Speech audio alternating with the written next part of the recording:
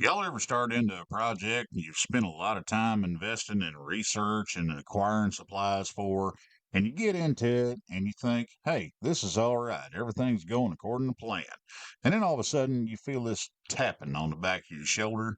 You turn around real slow and then there it is, staring you right in the eye. That's that hard dose of reality that everything is not going according to plan.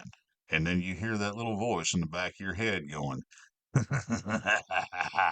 think again, fat boy.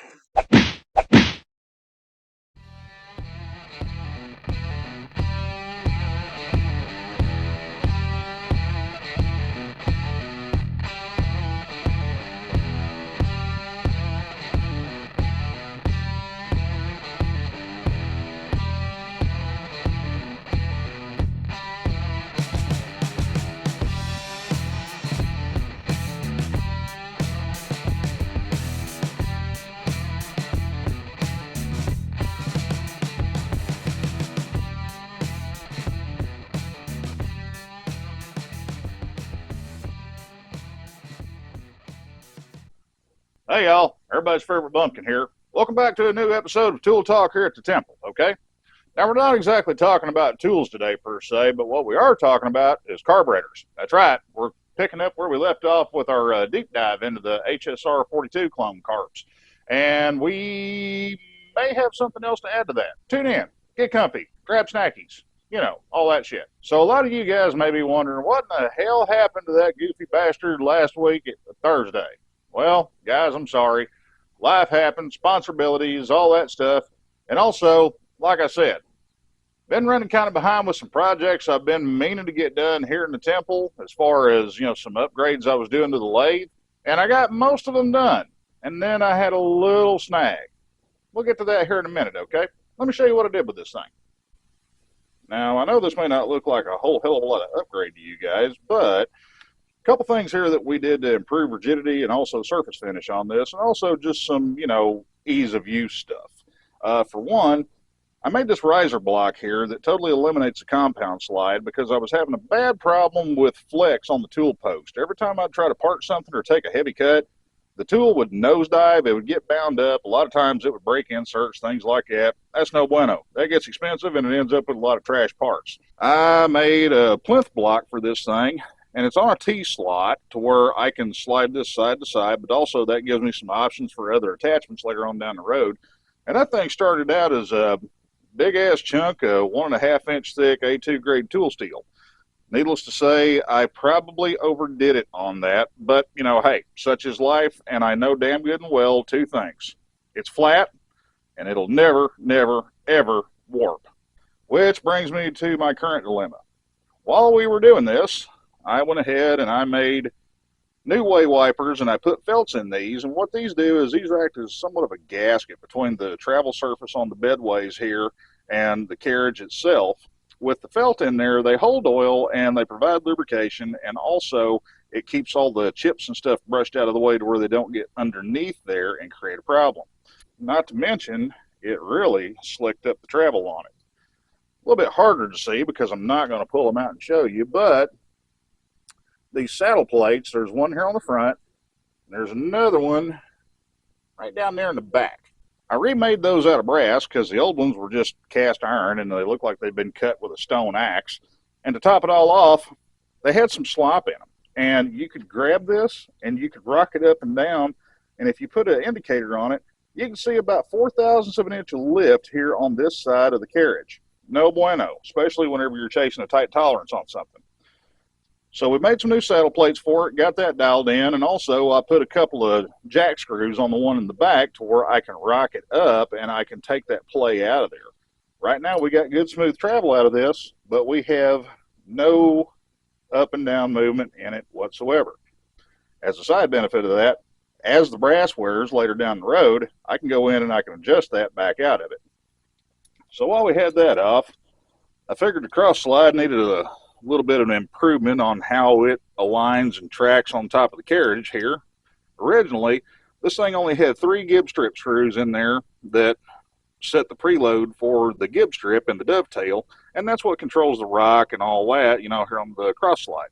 And while I was at it, I went ahead and made me a cool dude, nifty little slide lock that goes in there where I can just flip him out of the way when I don't need to. But if I'm parting off or if I'm facing something, whatever, or if I'm doing like a long run on a long straight cut like that, I can lock this down to where it eliminates any movement from backlash in the lead screw on this.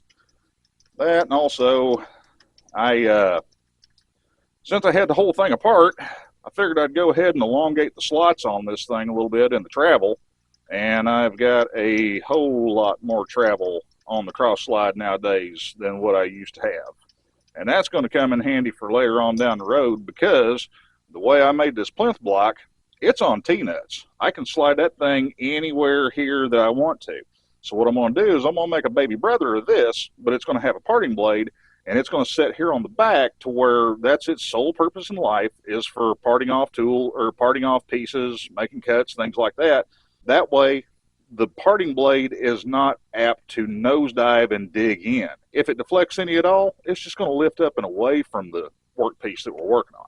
And also, top it all off, we've had to put some new half nuts in here. That way we can actually cut threads, because the old ones were wore as bald as Telly Savalas' head.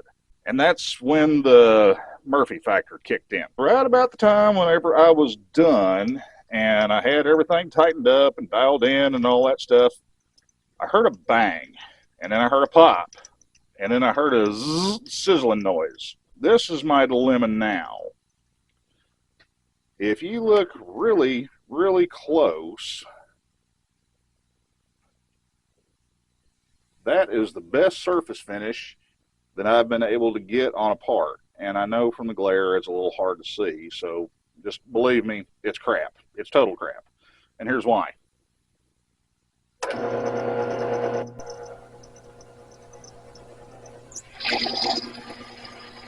Yeah, you hear all the angry machine noises? Yeah, that's right. Murphy's Law kicked in. So right about the time I get everything dialed in from this, the motor on this thing, I'm assuming a bearing in it has checked out. But the thing is, that thing rattles and bangs like two skeletons fornicating in an empty dumpster right now. So it looks like we're going to be getting into that whole brushless motor swap on the lathe a little bit sooner than what we'd planned on, okay? Stay tuned, because I need this thing and I need it to work. So yeah, that's what's gone on here the past week. And it kind of proves the point that I'm one of those people where it could be raining boobies, and I would get hit square in the head with one of those things that is usually used as a euphemism for a big chicken. Yeah. Aside from all that bullshit, let's jump into this carburetor thing, all right? Let's talk about this a little bit. All right, guys, here we are again, talking hand video. Hopefully, this will be a little bit clearer than it was last week, and for that, I apologize. My mediocre camera skills were definitely showing their presence in that video, and I just really wasn't happy with just how pixelated and goofy everything looked. I mean, basically, it looked like it was a, more or less a real-life Minecraft episode. So, yeah, there you go. Let's try this and see if it works out for us any better, okay? Moving on. So, we got our HSR carb. We got it all broke down. Here's all the components for it. So now what are we going to do with it? Well, this is what we're going to do with it. And I'm going to hope I remember where all this stuff goes. Actually, that's a very bad joke, because I do so many of these things, I could probably remember how to put one together in my sleep. We're going to put all this stuff in this handy-dandy little Dollar Tree organizer gizmo here. And, yep, there's some stragglers. They're hanging out. Jet, needle jet, pilot jet, idle mix screw, its spring, its washers. Oh, choke nut and a spring. So yeah, there's an HSR carburetor. Not going to worry about putting all the extra crap that they give me in the box in here, because I'll come back to that later on.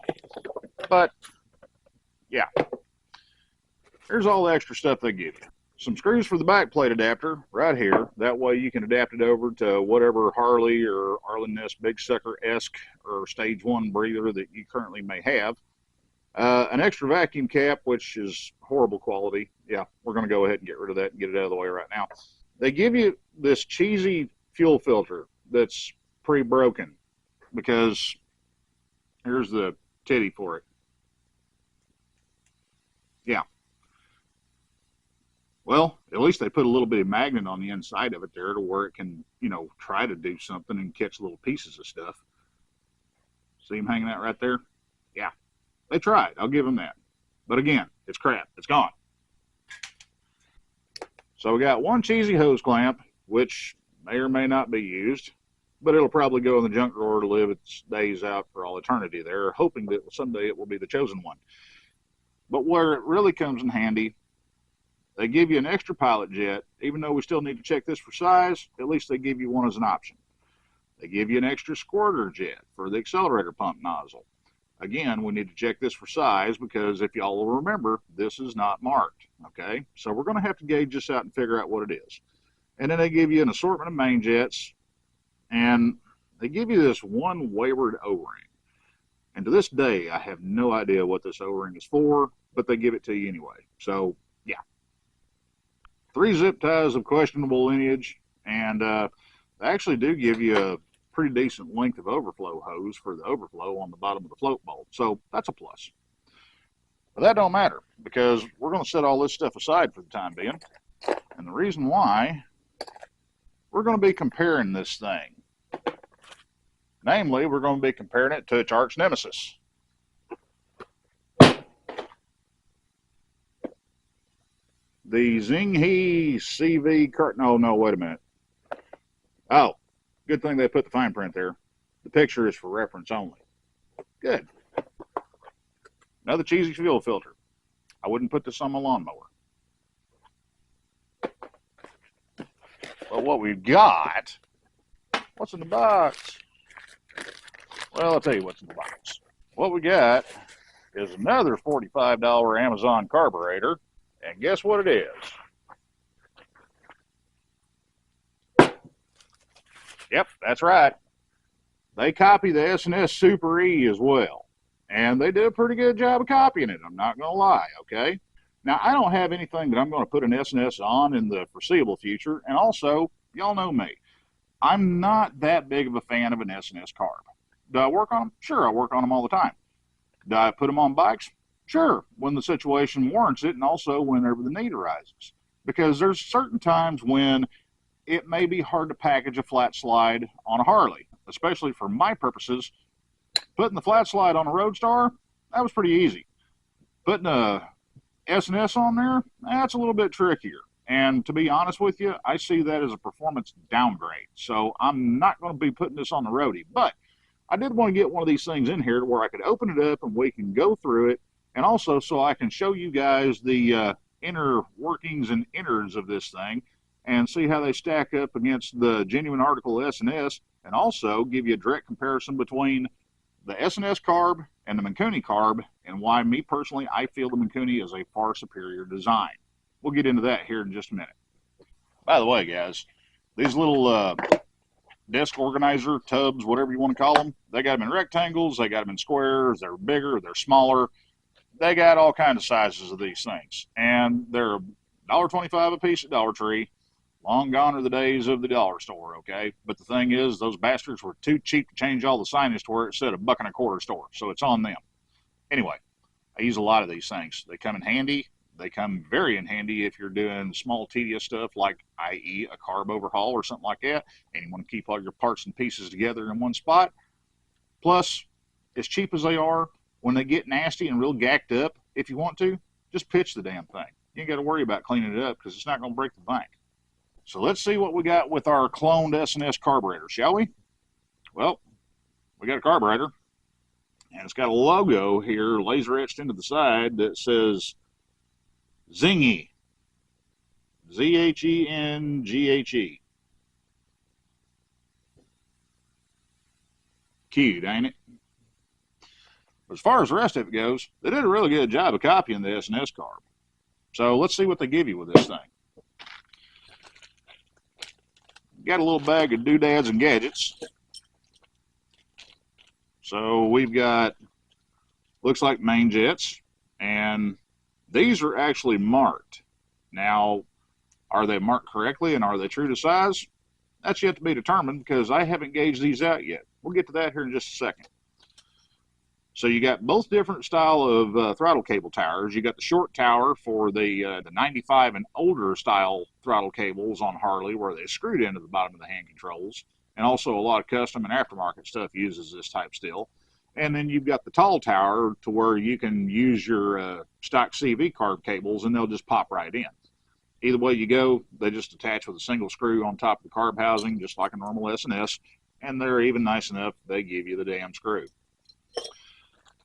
So we got another package here. It's got a couple more main jets in it, but also it's got our intermediate jets. Now this is where tuning an S&S can be somewhat daunting for people because there's a pretty broad spectrum of what you need versus what they have to offer. The intermediate jet basically controls fueling from right off of idle.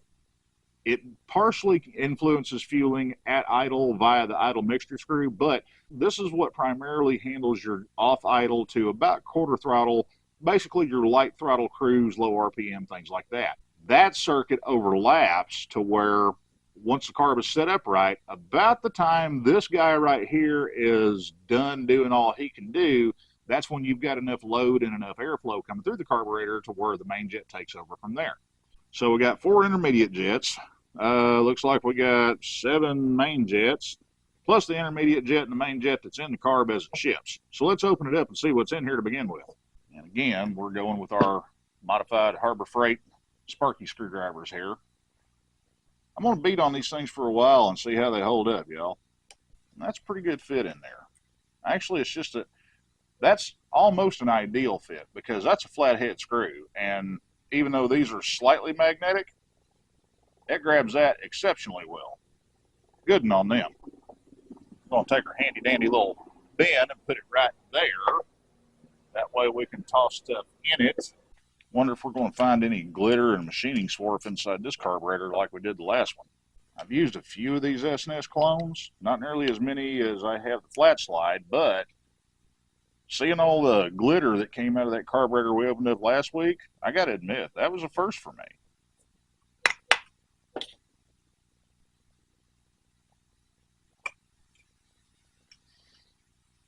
Okay, looks like they actually used decent quality gasket paper on the body gasket on this, so that's a plus. Accelerator pump discharge O-ring, it's stuck up in the main body. So let's retrieve that little guy while we can. There we go.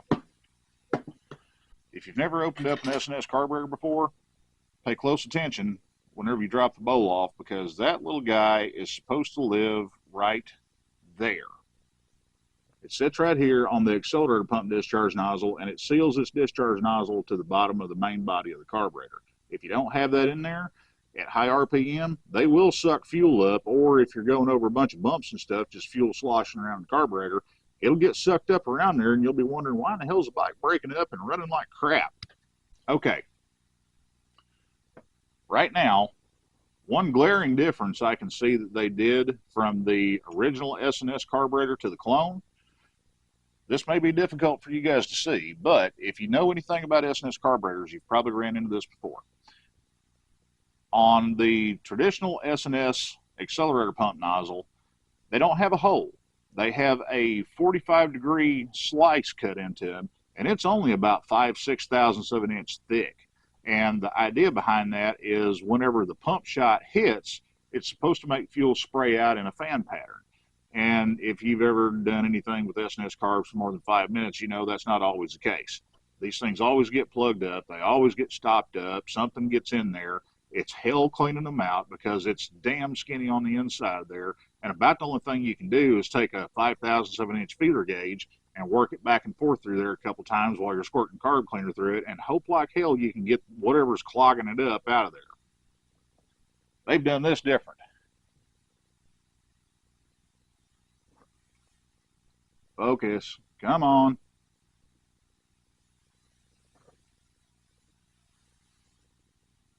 If you look really closely, right there,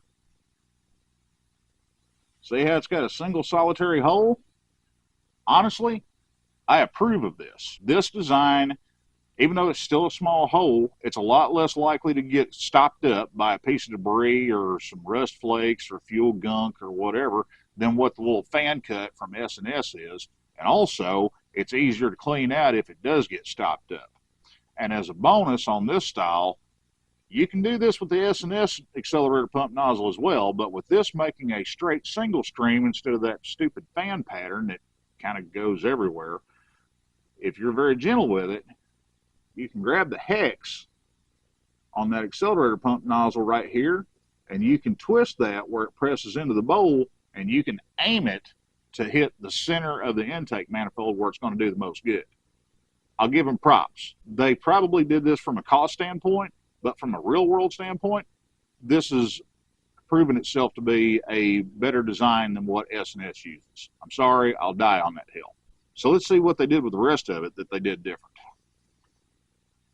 Well, float looks like an S&S float. Looks like it adjusts like an S&S float. There's that. We got the same fuel feed passages for the intermediate jet and also for the accelerator pump here. Let's go ahead and take this pump apart and see if they changed anything inside of that. And this little rubber shipping plug thingamajig that's on the fuel inlet, yeah, these are useless. Bye. Bye-bye. Go away. Now, warning, warning, warning. Danger, Will Robinson, danger. If you've never been into an S&S carburetor before, when you pull this accelerator pump cover off, there are two itty-bitty, and I mean really damn small, BBs in here that act as check valves. Make sure you hold your thumb on the cover like you see me doing right here before you take that last screw out, because the diaphragm spring in these is fairly stout. If you're not watching, it can pop that thing off. The main thing is you need to be able to keep track of those two little check balls, and there's also one spring in there that is so ridiculously tiny you almost can't see it. It's that damn small. Now, looking at the diaphragm on this thing, this is an NOK manufactured diaphragm. This is the same thing that we see in Kian and also Mikuni carbs that use a rubber diaphragm for the accelerator pump. Hey, it's actually a known quantity, and it's some decent stuff. And also, as a bonus, it's going to be easy for you guys to find later on down the road if you ever have to replace this thing, because they do dry rot and they'll start leaking and they'll start drilling fuel out the top of the carb body. At least it's something that's going to be easy to get a hold of. I'm hoping they haven't put some kind of adhesive in here, because that thing is really reluctant to come out of its groove. I'm trying to be delicate with this so I don't tear it up. Just because I'm not planning on running this carb on anything doesn't mean that I want to trash it. Yeah, they've got to have some kind of bonding agent in this, because a new diaphragm, there's no way that thing should be stuck that securely in its groove. Yeah, they've glued that in.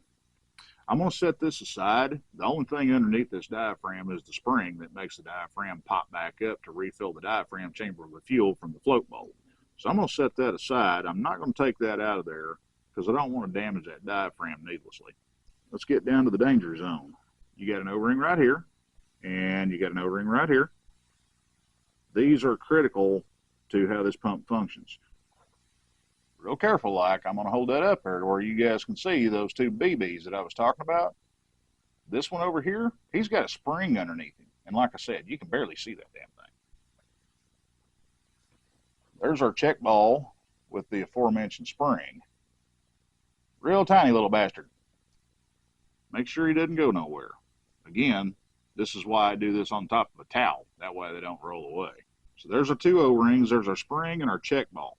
That is all there is to the accelerator pump on an S&S carburetor. Now, like I said, they have done this discharge nozzle different. They've drilled a single hole in it instead of that slice cut or a pie cut where it makes the fan pattern. I think that's going to be a better way to fly, to be totally truthful with you. And we'll pull the float and the needle out of it. Big chunkster screws. I don't know why S&S is so adamant about hanging on to the past with old outdated hardware like that. It wouldn't kill them to put, you know, like an Allen head or a traditional Phillips screw in there.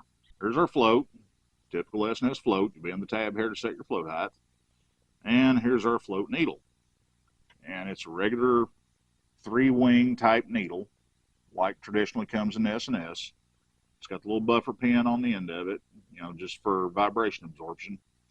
So yeah, so far, except for the glued in accelerator pump diaphragm and the difference in the accelerator pump nozzle itself, so far everything I'm seeing, it's straight up one-to-one the same as S&S ships them. Let's dig into the main body here, see what we got cooking on that. Take our gasket off, we'll lay him aside. Okay, accelerator pump rod on S&S will literally fall right out. The only thing that holds it in is friction from that little rubber billows that forms a seal there where it comes up out of the main body. Go ahead and pull that thing off, set it aside, that way it doesn't go on walkabout on you. And let's pull our intermediate jet out.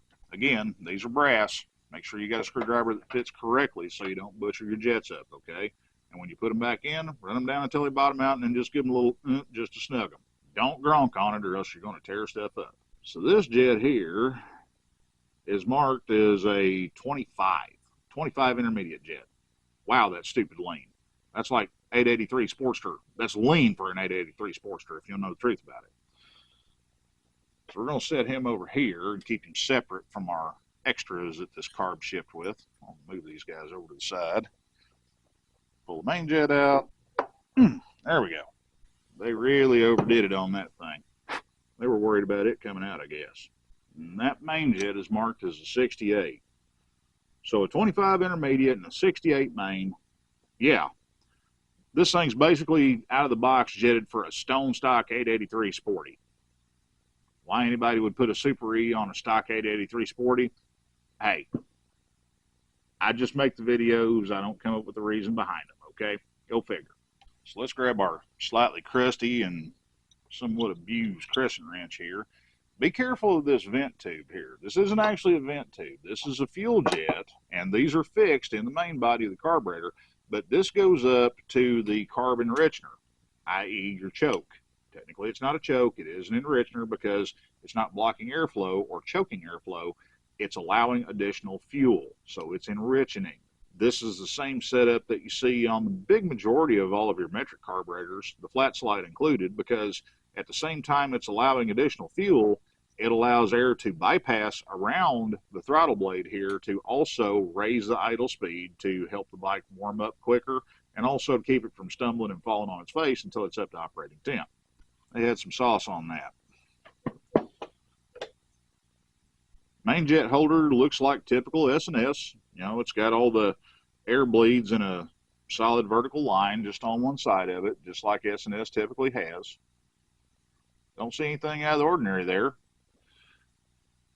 Threading, hey, the threading looks good. It's clean. It doesn't look like it was carved with a stone axe or anything like that. So really about the only thing we got left here is we got a crummy vacuum cap that won't live to see the light of day.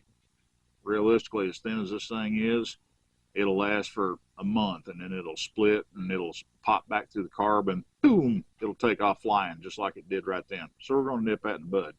Now these do have the restricted vacuum port where they have a very small hole in the vacuum port for the VO switch, and that's perfectly fine.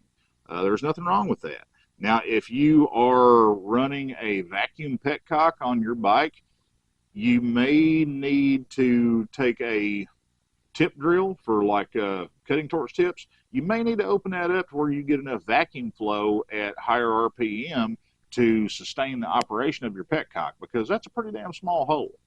I don't have my small hole pin gauges here with me. Just eyeballing it, I'd say that hole is probably about 15, maybe 18 thousandths of an inch in diameter.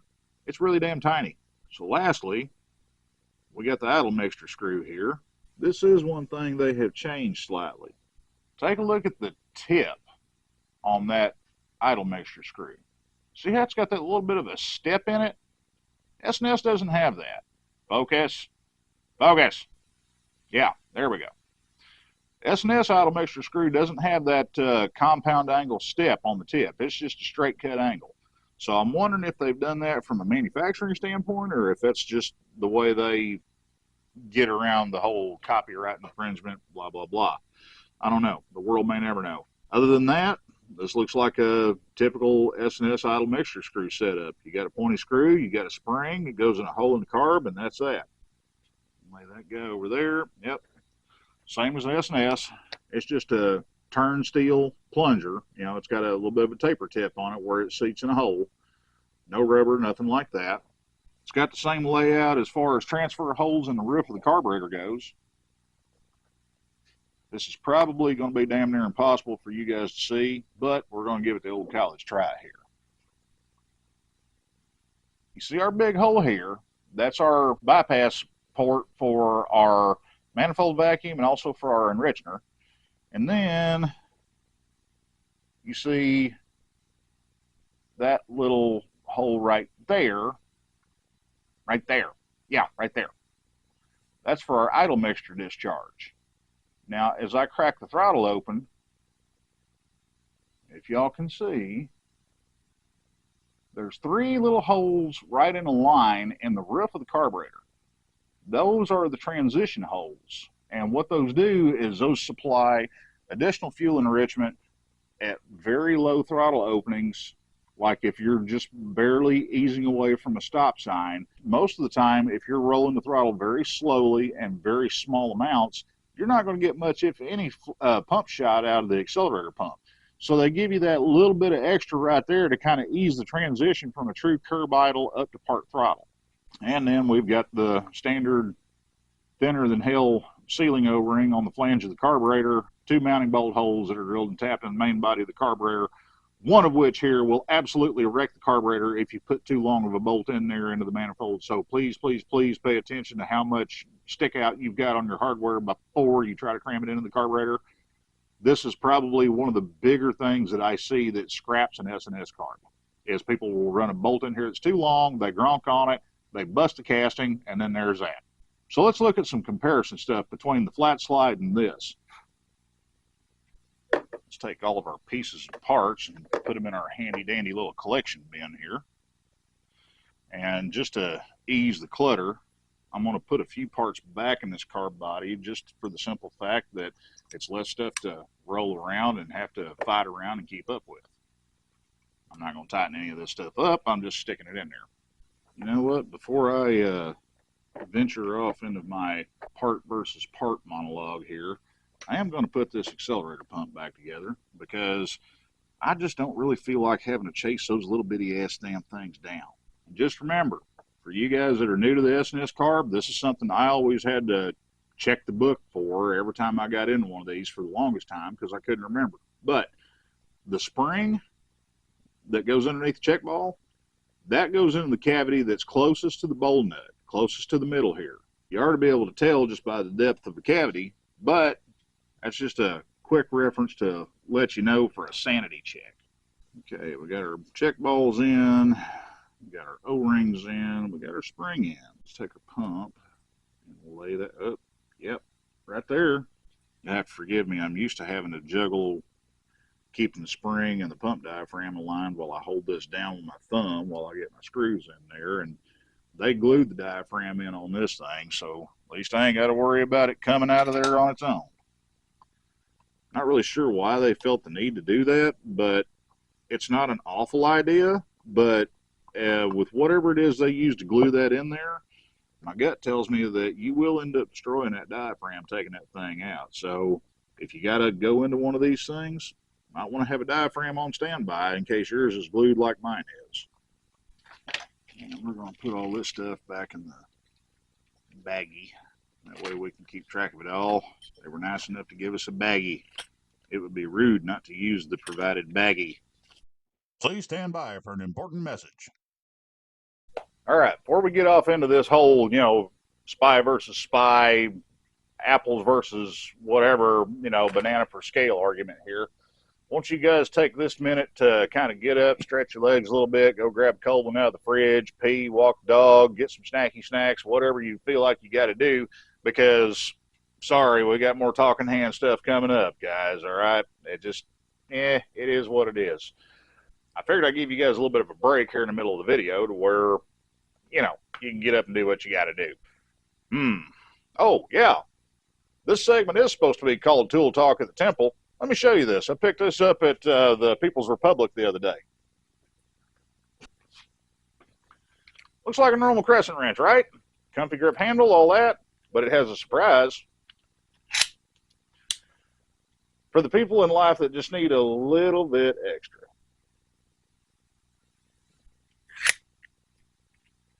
Because it's cold in Florida this time of year. Okay, now all bullshit and crass jokes aside here, I grabbed this because, number one, I keep a lot of crescent wrenches around for the quick and dirty stuff. Number two, it works real good for your basic maintenance stuff like axle nuts, things like that, whenever you're doing a chain adjustment or you're lubing your chain and you see you got to move it because it's a little loose and floppy, like it needs a little repill or something like that. This thing opens up a full 1.5 inches. So for the metric guys in the crowd, that's 37.735, call it 38 millimeter. But that means it's got a lot of versatility to it. It's not that big. It's big, but it's not that big. But if you need it to be that big, that thing extends out a full 5 inches to where you can get a little bit more ass on it if you got something that's kind of stubborn or you got something that you really don't want coming loose. For 20 bucks, hey, I'll take that chance. Now, is it something I'd use for putting head bolts in a motor in? Oh, hell no. I mean, come on, man. I got my standards. And, those standards involve a torque wrench whenever it comes to anything involving a motor.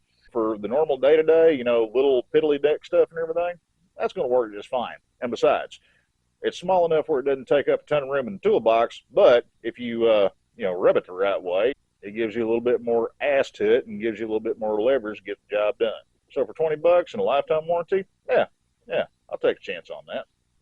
And while we're at it, big shout out to my buddy DJ out there. I'd said something the other day about, just wearing, run-of-the-mill shop gloves pretty much year-round, and I appreciate him taking me in consideration. I appreciate him worrying about me. So, out of the blue, Christmas time, he sent me a pair of the Joe Rocket Meteor gloves. So far, I'm digging them, dude. They fit good. They're a little on the snug side still, but, I got to wear them a few more times. Probably about the time I get caught out in a good rainstorm, they'll probably finally stretch out and fit me like a glove. Pun intended. So, big props to DJ, man. I appreciate the hell out of you, brother. You didn't have to do that, and sincerely, from the bottom of my heart, thank you. Also, I want to give a big shout out to Patreon member Brian B. I sent him a set of those tire clamps for the Harbor Freight motorcycle tire attachment. He was in the same predicament I was. He had one, but it didn't have the little claw grabby things that grab the wheel. So I cut him up a set, and I shipped them out to him the other day. Brother, I hope they work out good for you, and if you need anything on them, let me know, okay? And since we are talking about Patreon, let me go ahead and put this out there now. That way I don't forget about it later on, okay? If you're not over on the Patreon, why not? It doesn't cost you anything. I mean, it's free. Like, free. Free 30. Free. Free. Doesn't cost you a damn dime to be a member of my Patreon, okay? Now, we do have tiered options on there for people that want to contribute a little bit to get behind the cause of keeping old bikes out of the scrapyard and keeping them out on the road where they belong, okay? And for you guys that help out with that mission, I'm eternally grateful. You guys are the reason why we can do stuff like this and the reason why we can continue to make videos and bring you guys product reviews and product comparisons like what we're doing with these carburetors right now, okay? The Patreons bought these carburetors. I did not buy these carburetors. Patreons bought these.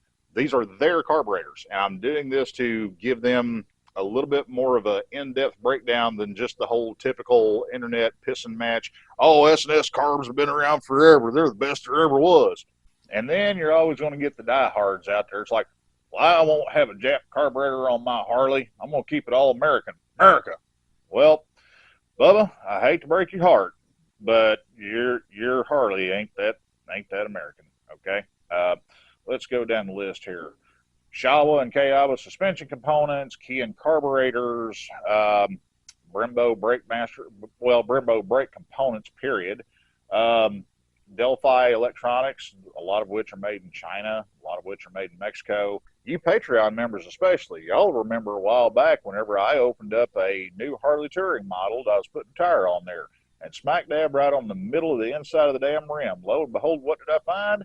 Big old stamp that said made in China. That's right. There are Chinese parts on Harley Davidson these days, guys. Hey, It's a global market. It's a global economy. They're going to get parts from the lowest bidder, and that's just the way life is, okay? So, yeah, the whole argument of keeping your American motorcycle American, that holds water about as much as old holy gym sock. All right, back to carburetors. So here we got our two test mules here. HSR clone on the left here, S&S clone on the right here.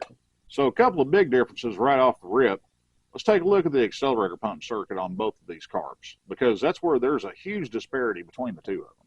On the Mikuni, you've got adjustments for the delay, if you will, on the accelerator pump, because you can actually set a Mikuni up to where it will start lifting the throttle slide and gaining engine RPM before it activates the accelerator pump any at all.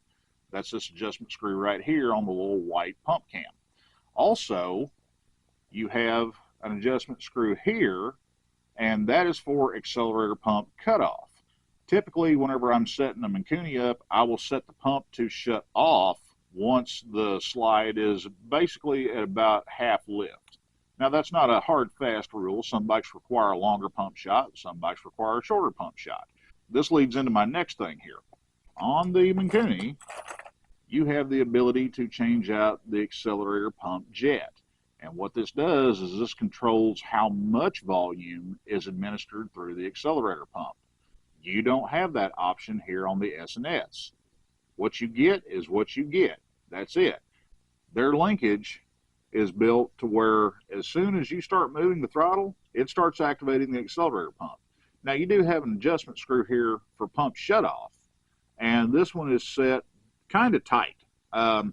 It's giving you, I would call that probably 8th throttle, and then it shuts the pump off, but we've got room for adjustment on that.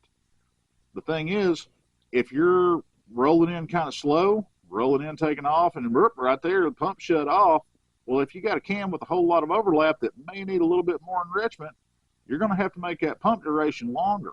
Well, here's the downside. Since your discharge nozzle for the accelerator pump is fixed in the S&S, unless you really know what you're doing and you're really committed to it, the only way that you're going to make this pump shot any longer to increase the pump duration is if you get a very, very, and I mean really damn small drill bit, and you drill that hole larger. And that's only on these clone carburetors, because remember, the S&S original carburetor, it does not have a round hole. It's got that stupid pie slice cut that's cut at a 45-degree angle to make that pretty little fan pattern whenever you hit the throttle. Those things are so hit and miss. I've seen bikes where they'll pop on the front cylinder and load up on the rear cylinder just because of a little piece of schmutz being in the tip of that accelerator pump nozzle that was biasing all the enrichment fuel over to one side of the intake manifold to where the front cylinder wouldn't get, hardly any pump shot. It'd all go to the rear. So that's a plus in the Mikuni's book right there. You got more adjustment, and also you got more versatility with it, because number one, you can control when the pump comes in, you can control when the pump shuts off, and you can control the volume of fuel being administered by the accelerator pump. With the S&S carb, all you can control is when the pump shuts off. That's it. Speaking of accelerator pumps, remember how on the S&S here, it's got the rubber diaphragm here for the accelerator pump? Yeah, they've been around forever. They work. But like anything, they'll age, they'll break down, they'll start leaking, and eventually they'll start drooling fuel out of the pump rod cavity here, and it'll get pushed up through here instead of up through here into the motor where it's supposed to go. You don't have that problem with the Mikuni because there's no rubber in there. Let me get you guys up close and personal and watch this. Now, these plungers are aluminum, and they are hard anodized for wear resistance, okay? But watch this. There's no spring in here. This is strictly just airflow that's holding this up. Here. There he goes. Now, the cool thing about that is, since there's no rubber to dry rot, split, break, crack, leak, otherwise, that reduces the potential leak point from the accelerator pump circuit. Also, it's going to keep your accelerator pump more consistent because you're not relying on a spring to push a rubber diaphragm back to refill that pump chamber.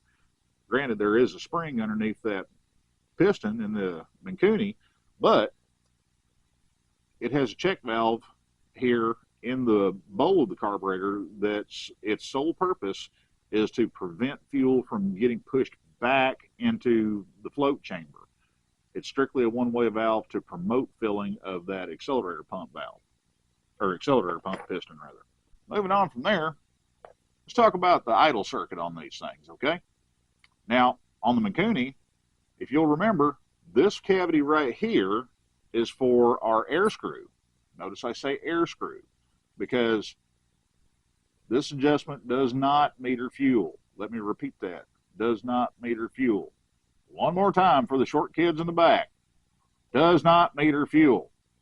This controls bleed air through this air bleed on the inlet side of the carburetor. Now, the more bleed air you take away, the richer it's going to make the idle mixture. Consequently, the more bleed air you allow, i.e. when you screw the screw out further, the leaner the mixture is going to be. In my opinion, that's a better way of controlling idle fuel in the instance of a V-twin motor because of the amount of intake vacuum that's generated by a V-twin motor when it's at idle, and also how it generates vacuum, because it's not a smooth, steady pull. It comes in surges. It's like boom, boom, boom, boom, boom, like that. This lends itself to more consistent fuel atomization than a fuel mixture screw does, especially in the case of the S&S, and let me show you why. Here's our S&S. This is the top of the carburetor, obviously. Well, lo and behold, what's that? That's our idle mixture screw. Now, this meters fuel, but it borrows that fuel from the intermediate jet circuit, and it has to pull that fuel all the way from down here in the bottom of the bowl, up, up, up, up, up, and then it hits this little track right here, and it goes up, up, up, up, up, and then it comes across, and it comes into the machine part of the carb body where the idle mixture screw is. So it's got to climb all the way from the bottom of the carb all the way to the top here before it gets to its mixture screw. Now, as a hypothetical, say you're running down the road and you're kind of deep into the throttle, and then you pull the clutch in and you chop the throttle at the same time. You're not generating a whole lot of intake vacuum from engine braking. So what's going to happen is it's going to have a tendency to have a lean pop right there at that point, because it's got a lot further distance for the fuel to travel before it gets to the screw, and especially in a low vacuum condition like that, it's more apt to going exceptionally lean for a brief period of time, and then pow, that's how you get your lean pop. Also, since this is robbing fuel from the intermediate circuit where you are cruising on at light throttle openings, it's kind of a compromise, because if you have to bump up your intermediate jet for, say the bike surgeon, buck, and things like that, if you've got to bump that jet size up, you're going to have to turn your idle mix in to take away a little bit of fuel flow from that idle mixture screw to balance it out, because you're allowing more available fuel to come up through that circuit. So that's strike two. All right, let's look at the main jet circuit on these. Now, if you guys will remember when we did our breakdown on our Mikuni video, this part is a main jet extension. This is the jet itself. And they do this to get the jet down deep in the bowl to where it's not going to be likely to suck air and run out of fuel, so to speak, from hitting a bump or going around a corner real hard, something like that. Now this, when it goes in the carb body, butts up against the bottom of our needle jet. Our jet needle that hangs off the bottom of the carb slide comes in here like so. Now, it never comes completely out of there. It gets close, but it never comes all the way up. But if you guys notice, this is where the taper on that jet needle interacts with the needle jet. This part right here is what I call base taper. There is no taper. It's just the diameter of the needle at that point. And this is roughly the equivalent of idle. As this throttle opens, I know it's going to be hard to see, but you start coming into that taper on the needle, and it progressively allows more and more fuel to come up out of the discharge nozzle from our needle jet. There are 4 different profile tapers of needle jet for the HSR that are available. They're all adjustable with multiple clip grooves like this to where you can set your initial installed height on it. And there are also 4 different sizes of needle jet that are available. And the difference in those is the internal dimension of this needle jet and also the external dimension of this jet needle and how they interact with one another. Basically, the steps in between a needle jet and jet needle in Mikuni are roughly 2/1000 of an inch per size jump. So you've got some flexibility there depending on what your particular application may be, to where you can mix and match parts a little bit and you can get it dialed in exactly where you want it to have your fuel ratio right exactly what the bike wants and what the bike needs. You don't have that with the S&S, and here's why. Here's what you see when you look down the throat of an S&S carb. Big damn hole, right? Yeah, more power. Hell yeah, brother. Well, not necessarily, because here's the flaw. I already went over how these things administer idle mixture fuel and also part throttle fueling. Let's talk about main jet circuit here. It's very crude, it's very simple. You got a main jet that screws into the bottom of this jet holder, and that in turn screws into the bottom of the carb body. You can see how the top of that jet holder is right there in the venturi of the carburetor, in the constriction part where it necks down a little bit. And the whole idea behind that, it's kind of like blowing across the top of a soda straw in your Taco Bell cup. Airflow comes across the top of the tube here, and depending on the volume of airflow, it's going to create more of a pressure drop here in this tube, which in turn is going to draw more fuel up around the main jet, or from the main jet rather. Sounds simple, right? It is. It's very simple. It's also very crude. This is where there's a problem with this. This is dependent just on the volume of airflow going across the top of that tube right there. It's kind of slow to react. I mean, I've been accused of being slow, and those folks would be right, but I digress. Where I say this is slow, say you whack the throttle open real quick like, and you don't have enough pump shot, what typically happens? You get a sneeze, it pops back through the carburetor. The reason why is you don't have enough pump shot, and you're not dumping enough raw fuel through the carburetor to basically band-aid and cover up that momentary drop in intake vacuum. Well, intake vacuum is what's drawing fuel up through this discharge nozzle. So what's going to happen? You're not going to get any fuel through here. It's going to pop back through the carb. It's going to sneeze. That's how you burn up air filters, and that's how people start giggling at you and pointing at you whenever they see your bike, popping and farting through the carburetor every time you turn around at bike night. Where the Mikuni is more responsive, you have the base taper here on the needle. As the slide lifts, you're in a smaller diameter area of that needle, but you still have that needle there creating a pressure drop, which is going to promote fuel atomization at any given amount of slide lift. And also, since it has the restriction in the needle jet itself, this also mitigates the low vacuum fuel falling out of suspension phenomenon that S&S carbs have. It's a better way to fly, folks. Okay, I promise, no more talking hands videos. Yeah, at least not anymore in this video. It's inevitable, guys. We're going to have to do this again, but I've about had my fill, and I'm sure you have too on this one. So there's the big differences between S&S and Mikuni carbs, all right? Now, granted, both of them have their strengths. Both of them have their weaknesses. But in my opinion, the Mikuni has far less weaknesses and far more strengths than what the S&S does, simply because it's a more flexible carburetor. You've got more adaptability on tuning. You've got more adaptability on the overlap of different circuits of the carburetor, from idle to part throttle, along with the accelerator pump in the mix, mid throttle, and at wide open throttle. It's not nearly as sensitive to changes in altitude or ambient temperature as what an S&S carb is. And you lifelong S&S guys, you'll know if the temperature outside drops 10, 15 degrees, guess what?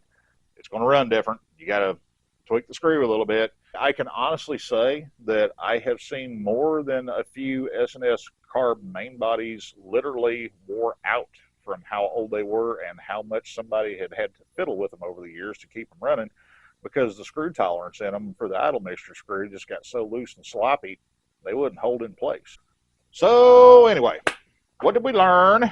Well, S&S carbs are old tech, and not to say that the Mikuni is a spring chicken, because the Mikuni HSR series carbs, they've been out there for 30 plus years at this point. It's not like it's a new invention. They're not the new kid on the block.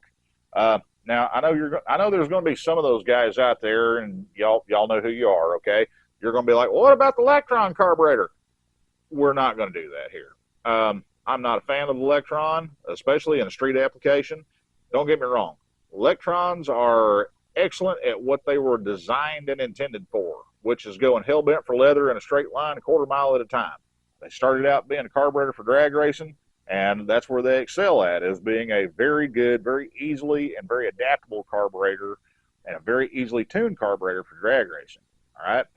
I know a lot of guys have run these things on the street. I know Josh has run them on the street before. But the thing is, every time I've had to try to make Electron work on the street, I always got better drivability, better fuel mileage, and more consistency out of a Mikuni with far less setup time and a hell of a lot less headache. If you want something that you want to fuck around with every 10 minutes, yeah, sure. Go spend a hell of a lot of money on Electron, because last time I looked, they were $600 plus. If you want something that works and you can get out and actually ride your motorcycle with a minimal of bullshit, take a look at the Mikuni. It's just a way better way to fly. All right, gang, there you have it. What does the future for Ramwin Park hold? Well, I would love to be able to get into the ZX11. It's killing me to not be able to work on this bike right now. But right now, unfortunately, especially since my lathe went from hero to zero in the blink of an eye on me, right after I got all of my side projects that I had planned for it done. Sorry, guys, that's a piece of equipment that I got to have here in the shop because I got some parts I got to make. It's a necessity, okay? I'm going to do what I got to do to get that thing converted over to where I can get it back up and running and get it put into service. That way I can actually make some parts that will hold a tolerance somewhat closer than that of your average cinder block. Because what I showed you guys in the video earlier, that's terrible. I'd be ashamed for somebody to see that in my scrap bin, and I am far and away not a professional or experienced machinist. But I know what I like, and I know what's right, and I know what's wrong. And that shit right there, yeah, that's wrong. Concerning Thursday's video, I dug around in the archives, and I found some stuff that never made it to video way back when, and we may dig into that just a little bit, just for ha-has and hee-hees. But other than that, I got to spend some time on my lathe, and I gotta do shop stuff. That way I can get shop stuff out of the way and do motorcycle stuff. Don't worry, I'm not sandbagging y'all on this ZX11. I want to fix this motorcycle. I want to ride this motorcycle. It is killing me sitting there with that thing 10 foot to my left right now and not be able to do anything with it because I got other crap that's more pressing. Sometimes it's hell being a one-man band and having a day job. What can I say? So if you guys made it this far in the video, just remember, go over to the Patreon site. No stress, no sweat, no pressure. I'm not trying to euchre money out of you, but you got to go through the Patreon site to where you can get the link to the JTMJ Jedi Temple Discord. That's the gateway to getting into the Discord, okay? I updated the link for Discord this morning. It's something I've got to update weekly just for security purposes, but it's there, it's new, it's live, it works, and hey, come on over, check us out, because we're growing a hell of a knowledge base over there. We got some awesome-ass people in the Discord. We got some genuinely brilliant people over on the Patreon site. Come over, check us out, throw your hat in the ring. Come learn with us. Look forward to seeing you. Till next time, y'all. I love you. I'll catch you on the flip side.